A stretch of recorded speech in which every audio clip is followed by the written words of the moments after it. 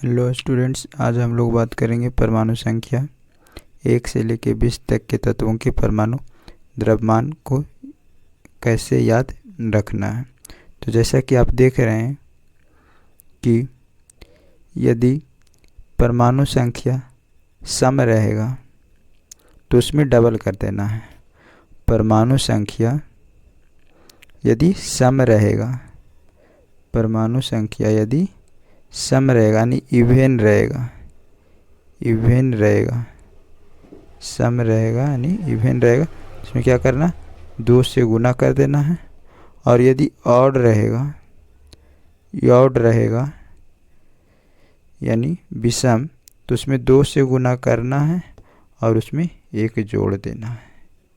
तो याद रखिएगा, यदि परमाणु संख्या इवेन रहेगा, सम संख्या रहेगा, जैसे 2, 4, 6, 8, 10, 12 इस टाइप से, तो इसमें सीधा सीधा 2 से गुना कर देना। जैसा कि आप देख रहे हैं, हीलियम 2 तो परमाणु द्रव्यमान 4 है, बेरिलियम 4 तो इसका परमाणु द्रव्यमान 9 है, जो कि एक अपवाद है। इस तरीक़ा से जितने भी अपवाद हैं हम आपको बता देंगे लास्ट में। चलिए फिर देखते हैं, कार्बन 6 तो परमाणु संख्या 12।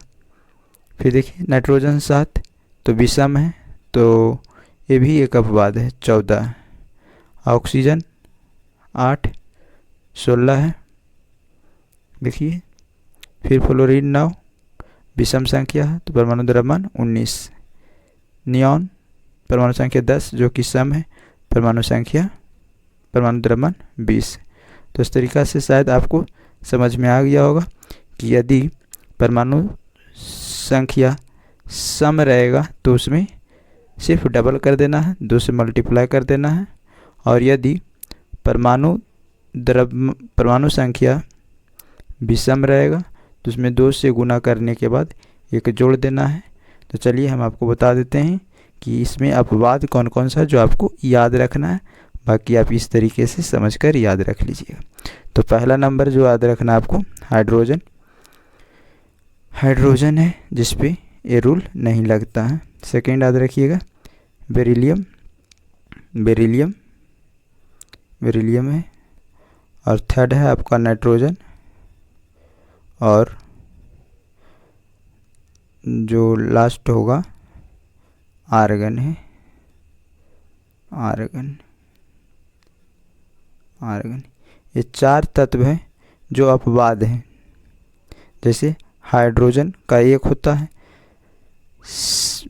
विषम संख्या, तो इसका सेम 1 ही हो जाता है, जिस पे कोई रूल नहीं लगता है। बेरिलियम की परमाणु संख्या 4 होता है, सम होता है, तो इसका परमाणु द्रव्यमान 8 होना चाहिए, लेकिन 9 हो जाता है। वैसे ही नाइट्रोजन की परमाणु संख्या 7 जो कि विषम है, तो इसका परमाणु द्रव्यमान दुगना करके 1 जोड़ना पड़ेगा, तो यानी 7 दूना 14, 1 15 होना चाहिए, लेकिन 14 होता। वैसे ही आर्गन 18 जो कि एक सम परमाणु संख्या वाला तत्व है, तो इसका परमाणु द्रव्यमान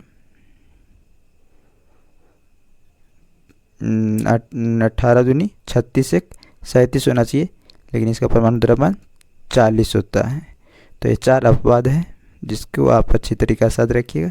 बाकी आप उस तरीके से याद रखिएगा कि यदि परमाणु संख्या सम हो तो सिर्फ 2 से गुना कर देना है, और परमाणु संख्या यदि विषम हो तो उसमें 2 से गुना करने के बाद 1 जोड़ देना है। तो चलिए प्यारे दोस्तों, आपको शायद ये पूरी तरह से समझ आ गया होगा कि आपको किस तरीके से परमाणु द्रव्यमान को याद रखना है।